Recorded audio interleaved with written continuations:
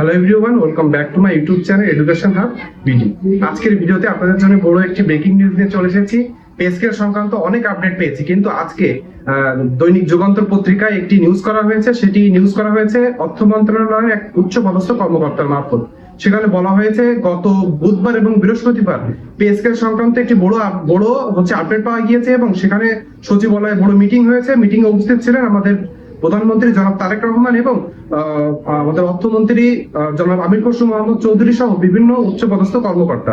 সেখানে pay scale সংক্রান্ত একটা স্পষ্ট আমরা রোডম্যাপ পেয়ে গিয়েছি। আজকের এই ভিডিওতে আমরা জেনে নিব সেখানে কি বলা হয়েছে পে স্কেল সংক্রান্ত। এটি সরকারি চাকরিজীবীদের জন্য অবশ্যই একটি বড় ব্রেকিং নিউজ। তাহলে চলুন আমরা সময় নষ্ট না করে ভিডিওর মেন অংশে চলে যাই এবং জেনে নিই পে স্কেল সংক্রান্ত কি বলা হয়েছে।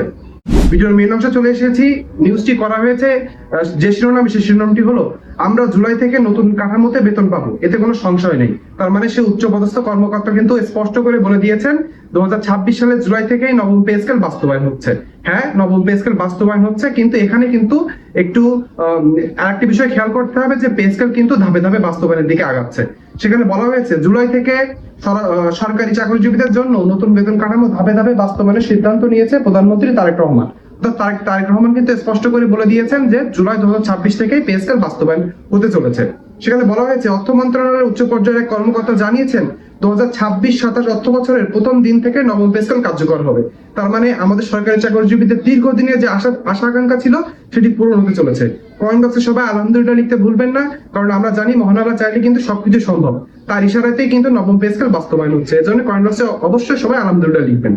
এখন আমরা চলে আসি, ওই কর্মকর্তা আরো বলেছেন প্রধানমন্ত্রী 2026-27 অর্থ বছরের প্রথম দিন থেকেই নবম পে স্কেলের বাস্তবায়নের সিদ্ধান্ত দিয়েছেন। আমরা জুলাই থেকে নতুন কাঠামোতে বেতন পাবো, এতে কোনো সংশয় নেই। তার মানে আপনারা যারা এতদিন ধরে কমেন্ট বক্সে কমেন্ট করেন যে আপনি একই নিউজ দেন, কোনোদিনও পে স্কেল বাস্তবায়ন হবে না, আরো অনেক কিছু, ভিউ ব্যবসা এসব অনেক কিছু, আজকে আশা করব আপনাদের ভুল ভেঙে যাবে। আপনারা বুঝতে পেরেছেন যে আমি কিন্তু কোনো সূত্র ছাড়া কোনো নিউজ করি না। আজকে আপনারা এই নিউজের সূত্র যারা জানতে চাবেন কমেন্ট বক্সে চলে যাবেন, কমেন্ট বক্স থেকে আপনি পেয়ে যাবেন। এখানে আরো কিছু বিষয় বলা হয়েছে। সেটি বলা হয়েছে যে সংশ্লিষ্ট সূত্র জানায় আগামী বাজেট নিয়ে বুধবার ও বৃহস্পতিবার সচিবালয়ে মন্ত্রী পরিষদ বিভাগে অনুষ্ঠিত ধারাবাহিক বৈঠকে প্রথম দিনেই নবম পে স্কেল বাস্তবায়নের ইতিবাচক সিদ্ধান্ত কথা সংশ্লিষ্টদের জানান। এখানে আমরা বুঝতে পেরেছি যে একটি স্পষ্ট রোডম্যাপ পাওয়া গিয়েছে পে স্কেল বাস্তবায়ন নিয়ে। প্রধানমন্ত্রী আমাদের সরকারি চাকরিজীবীদের দিকে তাকিয়ে নবম পে স্কেলটি বাস্তবায়ন করেছেন, এটাই আমরা মনে করি সব থেকে বড় পাওয়া। কমেন্ট বক্সে অবশ্যই আলহামদুলিল্লাহ লিখতে ভুলবেন না। ভিডিওর এই অংশে আপনাদেরকে বলবো, এখানে একটি আপনি ফটো কার্ড দেখতে পাচ্ছেন যেখানে বলা হয়েছে যে পে স্কেল আমার এই ইউটিউব চ্যানেল থেকে যারা ভিডিও দেখে থাকেন তার প্রায় 75% মানুষ আমার ইউটিউব চ্যানেলকে ফলো এবং সাবস্ক্রাইব করেন না। আপনাদের কাছে অনুরোধ থাকবে আমার ইউটিউব চ্যানেলটিকে অবশ্যই সাবস্ক্রাইব করে দিবেন। অন্যদিকে যারা আমার এই ভিডিওটি ফেসবুক পেজ থেকে দেখছেন বা কোনো গ্রুপ থেকে দেখছেন তারা অবশ্যই আমার ফেসবুক পেজে ক্লিক করে দিবেন এবং আমার পেজটিকে ফলো করে দিবেন। শেষ অংশে এসে জেনে নিব যে পে স্কেল বাস্তবায়নে কয় ধাপে হতে পারে। সেখানে বলেছেন অর্থ মন্ত্রণালয়ের কর্মকর্তারা জানান নতুন বেতন কাঠামো একসঙ্গে নয় কয়েক ধাপে বাস্তবায়ন করা হবে। প্রাথমিক প্রকল্প অনুযায়ী আগামী 1 জুলাই থেকে বর্ধিত বেতনের 50% পরিমাণ কার্যকর হতে পারে এবং বাকি 50% 2027-28 অর্থ বছরে দেওয়া হতে পারে। এবং যে আপনার ভাতাগুলো রয়েছে সে ভাতাগুলো বাস্তবায়ন হবে 2027-28 অর্থ বছরে, অর্থাৎ 3 অর্থ বছরে কিন্তু পে স্কেল বাস্তবায়নের দিকে আগাচ্ছে।